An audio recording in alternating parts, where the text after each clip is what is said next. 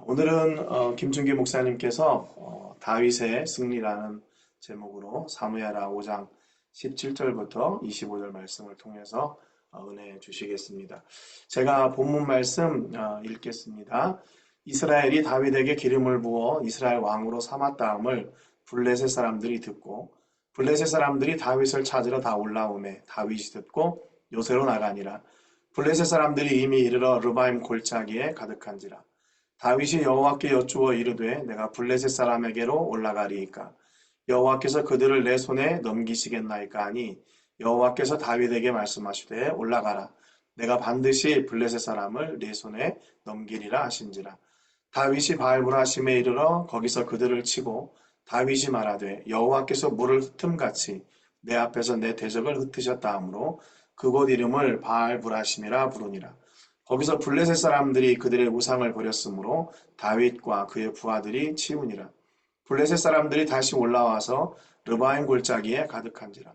다윗이 여호와께 여쭈니 이르시되 올라가지 말고 그들 뒤로 돌아서 뽕나무 숲을 맞은편에서 그들을 기습하되 뽕나무 꼭대기에서 걸음 걷는 소리가 들리거든 곧 공격하라. 그때 여호와가 너보다 앞서 나가서 블레셋 군대를 치리라 하시니라. 이에 다윗이 여호와의 명령대로 행하여 블레셋 사람을 쳐서 게바에서 게셀까지 이르니라. 아멘. 예, 그 본문은 다윗이 그 블레셋과의 두 번의 전투에서 승리를 거둔, 어떻게 보면 굉장히 단순한 하나의 사건을 다루고 있는데요. 근데 이 승리는 우리가 생각하는 그런 승리와 다른 의미를 가지고 있습니다. 이 다윗이 두 번에 걸친 승리의 의미가 성경적으로 어떤 의미를 갖는지 한번 좀 생각을 해보려고 합니다. 이스라엘과 블레셋과의 전투는 두 번 벌어지죠. 근데 그 시점이 언제냐면 첫 번째 전투는 다윗이 비로소 사울을 따르던 북쪽 지파와 다윗을 따르던 남쪽 지파의 통일된 왕으로 추대된 직후에 벌어집니다. 그러니까 블레셋이 다윗이 이제 막 왕이 남쪽과 북쪽 두 모든 지파의 왕이 되었다는 소식을 듣고 다윗을 공격하기 위해서 지금 올라온 거예요. 블레셋의 전략은 아주 적절해 보입니다. 왜냐하면 이제 막 북쪽 지파와 남쪽 지파가 모처럼 한마음이 돼가지고 다윗을 자기들의 왕으로 추대를 했어요. 그렇지만 국가적으로는 아직은 좀 어수선한 그런 상황 속에 있었습니다. 그리고 남과 북 두 세력 간의 앙금도 여전히 남아 있었고요. 근데 이제 그 블레셋은 그 정치적인 그리고 심리적인 혼란을 안 거예요. 그래서 그걸 알아차리고 이렇게 공격을 하게 된 것입니다.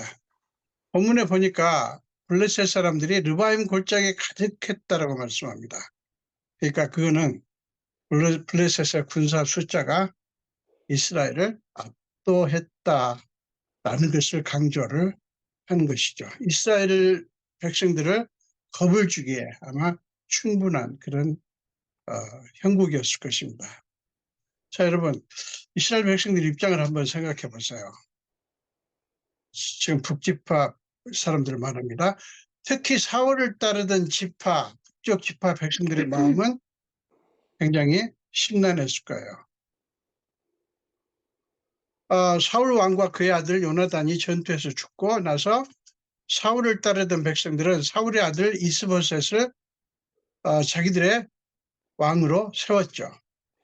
그리고 2년 동안 그 이스보셋이 북쪽 지파 사람들을 다스리는 왕으로서 통치를 했습니다. 그 반면에 다윗을 따르던 유다 백성들은 다윗을 왕으로 세웠어요. 그래가지고 헤브론에서 7년 6개월을 통치를 했습니다. 이스라엘은 그렇게 한동안 두 나라로 분열되어 있었어요.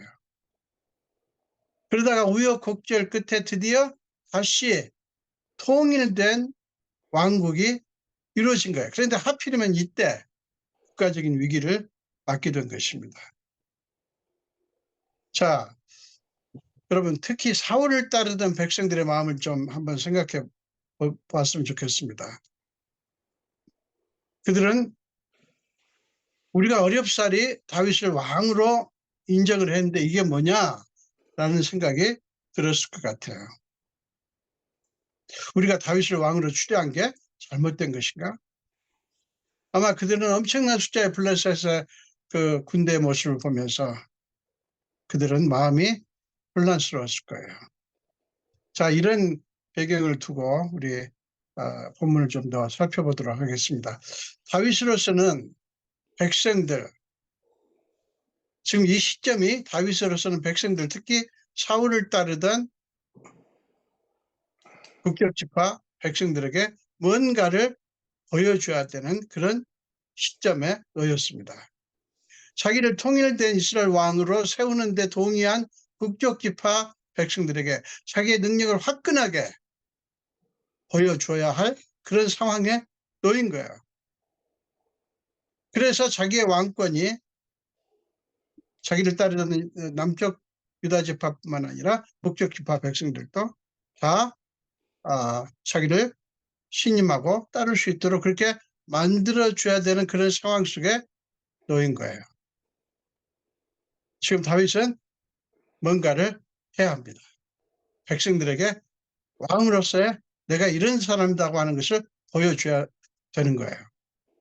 자, 이 국가적인 위기 앞에서 다윗이 어떻게 합니까? 자, 9절 보세요. 저기 우리 그 본문은 제가 17절부터 생각했는데 그 9절에 보면 사무엘하서 5장 9절에 보면 다윗이 여호와께 여쭈어 이르되, 자, 다윗이 가장 먼저 한 것은 뭐냐면 이 문제를 하나님께 갖고 나아갑니다. 자기 자신이나 블레셋을 주목한 것이 아니고 하나님을 주목했던 거예요. 이게 사울 왕과 다른 점이었어요. 다윗도 사람인데 만약에 그가 블레셋을 주목했더라면 분명히 두려움에 빠지거나 아니면 공명심에 빠졌을 거예요.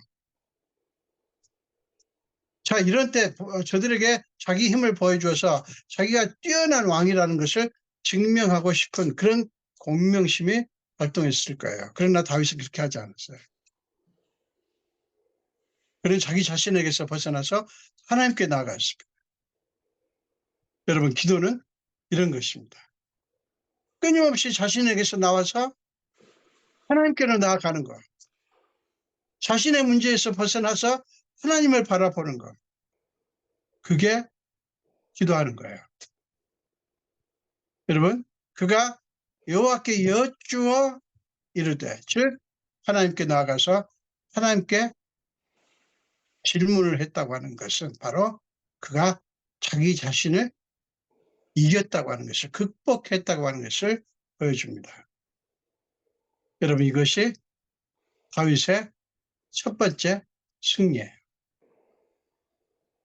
이런 상황 앞에서 우리가 우리 자신이나 우리 앞에 놓인 문제를 주목하지 않기가 굉장히 어렵습니다. 우리 그리스도인들이 흔히 실패하는 그런 단계가 바로 이 단계예요.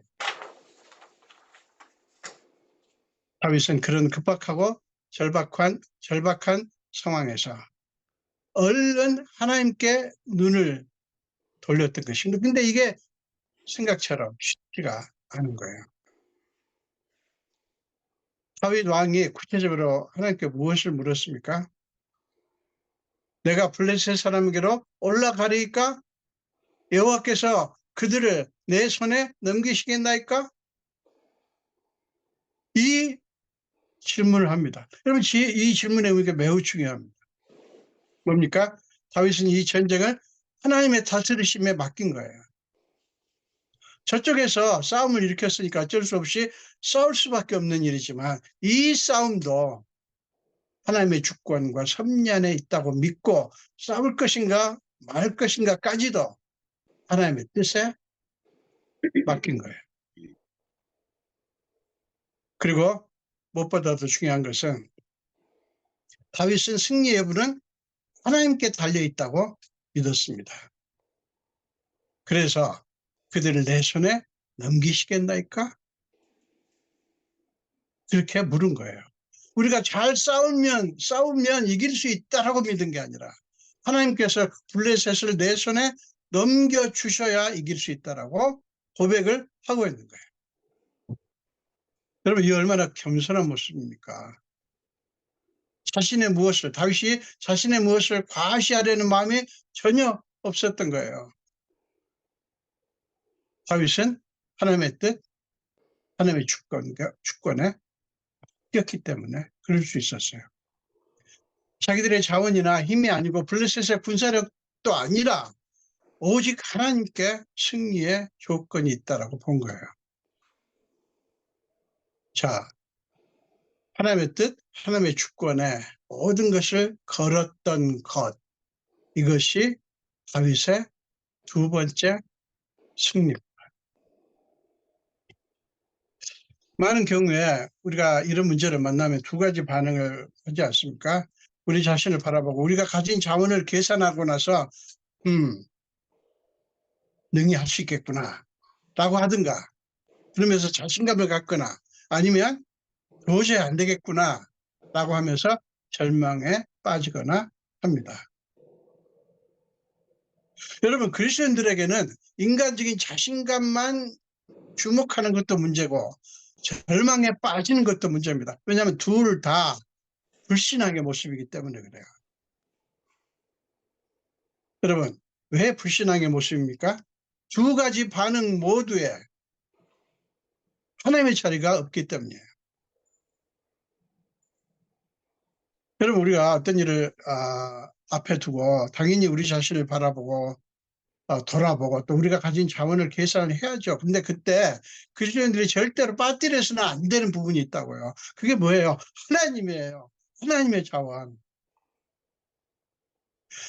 하나님의 자녀인 우리가 가장 흔히 범하는 실수가 이거예요. 하나님의 자원을 우리의 계산 속에 포함시키지 않는 거예요. 우리 자신도 모르게 그래요. 우리가 하나님의 자녀들인데 마치 고아인 것처럼 우리 아버지의 자원을 왜 계산에 넣지 않는단 말입니까? 있을 수 없죠. 우리 하나님의 자녀인데, 우리 고아가 아닌데, 우리의 자원도 있지만, 우리의 힘도 있지만, 무엇보다도 우리 아버지의 자원이 있다고요. 자, 이사야서 51장 12절, 13절 앞부분을 보겠습니다. 이사야서 51장 12절과 13절 앞부분입니다. 너희를 위로하는 자는 곧 나이니라.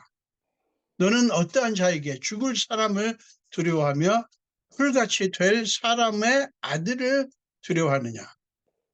하늘을 펴고 땅의 기초를 정하고 너를 지은 자 여호와를 어찌하여 잊어버렸느냐? 이것을 풀어서 말하면 이렇게 할 수 있을 거예요. 인간이라는 존재가 아무리 강해 보여도 반드시 죽을 존재이고 풀같이 될 존재인데 무엇 때문에 그들의 힘을 신경 쓰냐? 너희가 그렇게 된 것은 나 여호와 하나님을 잊어버렸기 때문이다 라고 말씀하시는 거예요.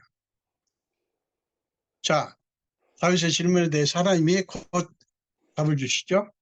여호와께서 다윗에게 말씀하시되 올라가라, 내가 반드시 블레셋 사람을 네 손에 넘기리라. 자, 이제 다윗과 온 이스라엘 백성들은 전투를 위해서 바알브라심으로 향합니다. 자, 바알브라심으로 향하는 다윗과 백성들을 한번 생각해 보세요. 그들은 내가 그들을 네 손에 넘기시겠다는 하나님의 약속을 가지고 거기로 갈 것입니다. 하나님께서 말씀하신 거, 내가 그들을 네 손에 넘기시겠다고 하는 하나님의 약속을 가지고 지금 갈 거예요. 그리고 하나님의 말씀을 들고 대적을 그들은 칠 것입니다. 자, 결과는 어떻게 됐습니까? 물론 승리를 했죠. 근데 여기서 우리가 주목해야 될 것은 다윗이 백성들을 그렇게 이끌었다는 사실이에요. 백성들로 하여금 다윗 블레셋의 파워가 아니라 하나님의 능력을 주목하도록 이끈 거예요. 여러분, 우리 자신의 파워도 아니고 블레셋의 파워도 아니고 하나님의 능력을 바라보도록 다윗이 백성들을 그렇게 이끈 거예요. 이것이 다윗의 세 번째 승리입니다. 그래야 그들은 대승리를 거둡니다. 여러분, 다윗이 이 승리에 대해서 뭐라고 하는가 보세요. 여호와께서 물을 흩음같이, 여호와께서 물을 흩음같이 내 앞에서 내 대적을 흩으셨다. 지금 하나님을 높이지 않습니까? 그러면서 그곳 이름을 바알브라심이라고 부릅니다. 여러분 기억하십시오. 그것은 다윗의 신앙 고백이자 백성들에게 이번 승리의 의미를 잊지 마라. 이번 승리의 의미가 이것이다. 이거를 보여주는 다윗의 메시지였어요. 이기게 하신 분은 하나님이시다. 우리가 아니다. 이기게 하신 분은 하나님이셨다는 것을 증거한 것입니다.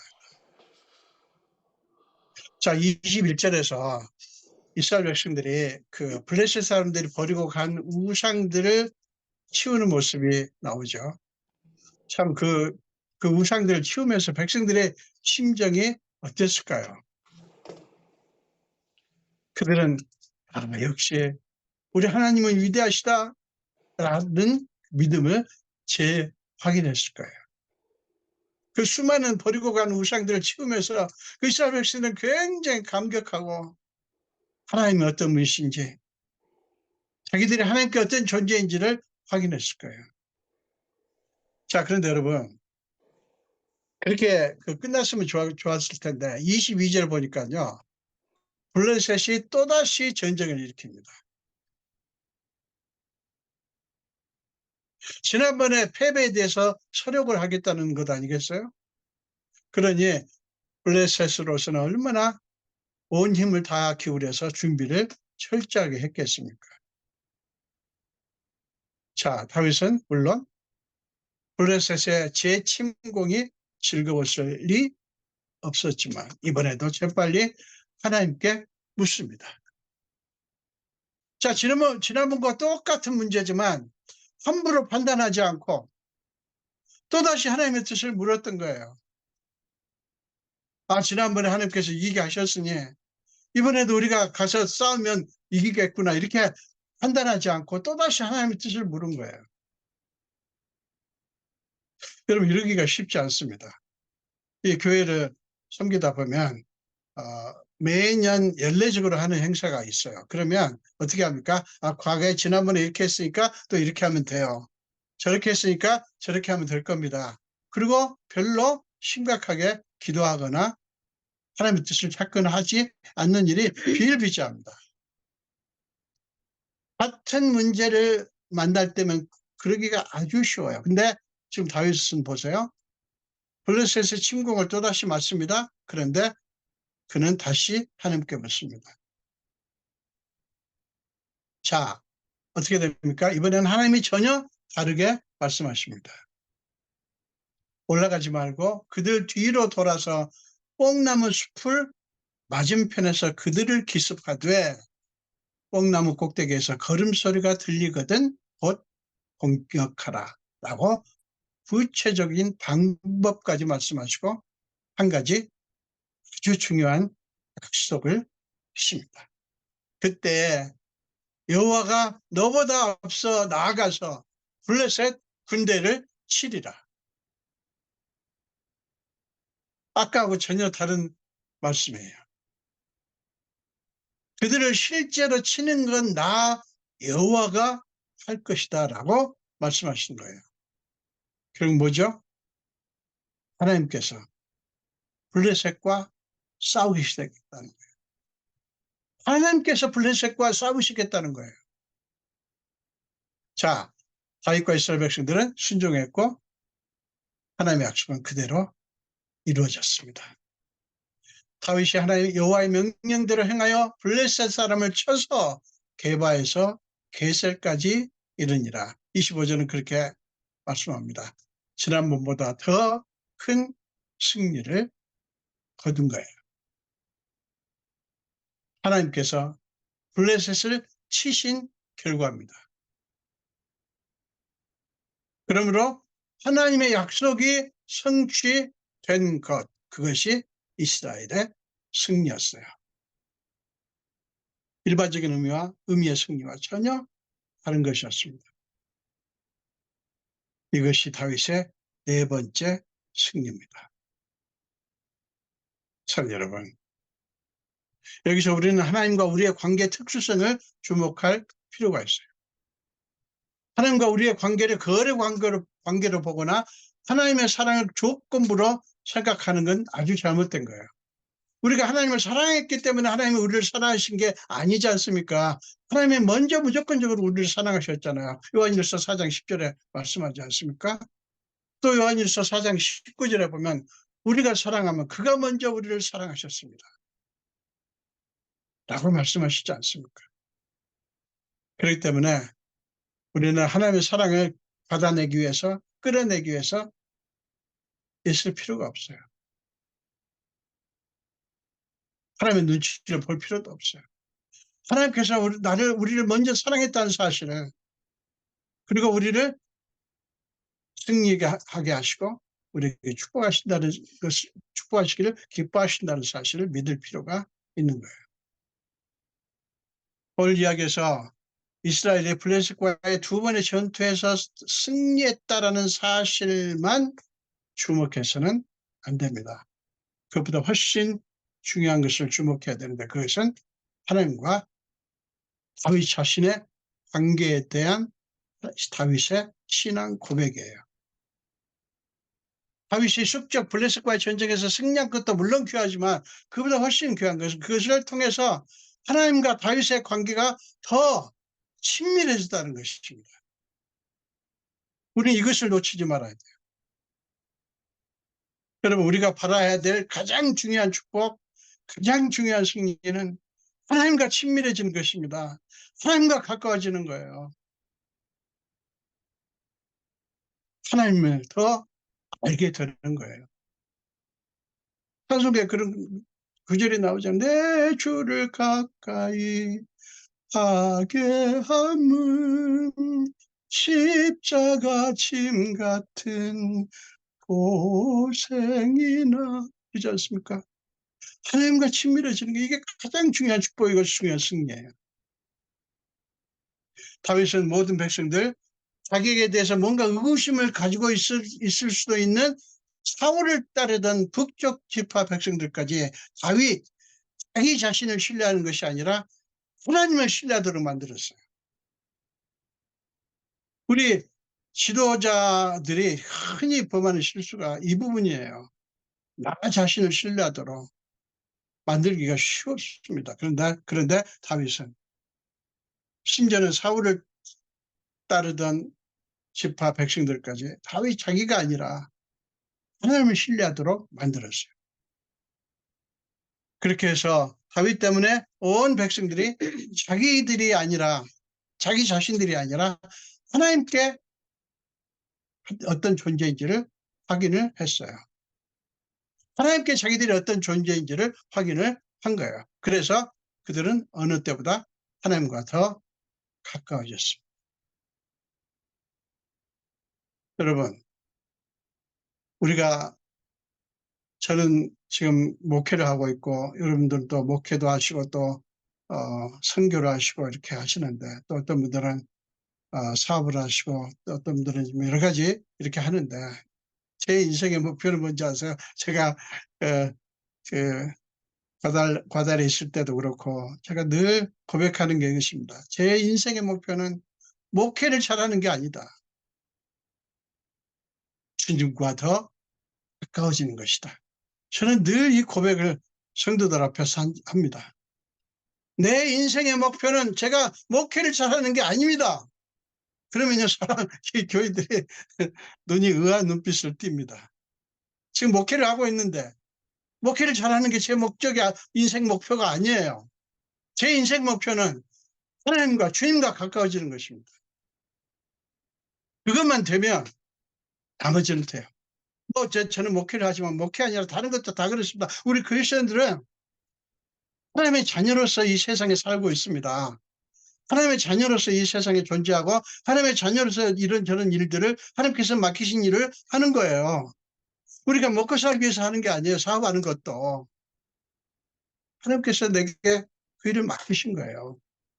그런데 우리는 그거를 맡았기 때문에 우리가 이걸 잘해야지 되란다고 하는, 물론 잘해야죠. 여러분 다, 여러분 하시는 거 잘하시기를 축원합니다. 그런데요, 여러분들이 그게 목표가 되면 안 돼요. 예수님과 가까워지는 것이 목표가 될 때 나머지가 의미가 있는 거예요. 자, 여러분, 어떤 상황이 됐든, 여러분이 맞닥뜨린 상황이 어떤 것이 됐든 그 모든 것을 하나님과 친밀해질 수 있는 기회로 삼으시기를 바랍니다. 무엇이든 그것을 하나님과 가까워지게 질 수 있는 기회로 삼자고요. 다윗은 두 번의 블레셋과의 싸움을 그런 기회로 만들었습니다. 그런 기회로 만들었어요. 여러분, 우리가 그리스도인으로서 이 세상에서 바로 이 일을 해야 되는 것입니다. 목회자는 목회자대로, 선교사님들은 선교사님대로, 또 평신도는 평신도대로 교회를 섬기고 여러 가지 하시면서 모든 걸 통해서 우리 자신도 그 기회를, 그 상황을, 그 모든 형편을, 그 모든 해야 될 일들을 하나님과 친밀해지는 기회로 삼고, 다른 사람들도, 우리 주변에 있는 사람들도 나를 믿고 나를 따르고 나를 의지하는 것이 아니라 하나님을 믿고 하나님을 따르고 하나님을 의지하도록 만들어 주는 것. 그것이 우리가 그리스도인으로서 이 땅에 사는 이유고 목표가 되어야 되고, 그것이 우리의 승리라고 저는 믿습니다.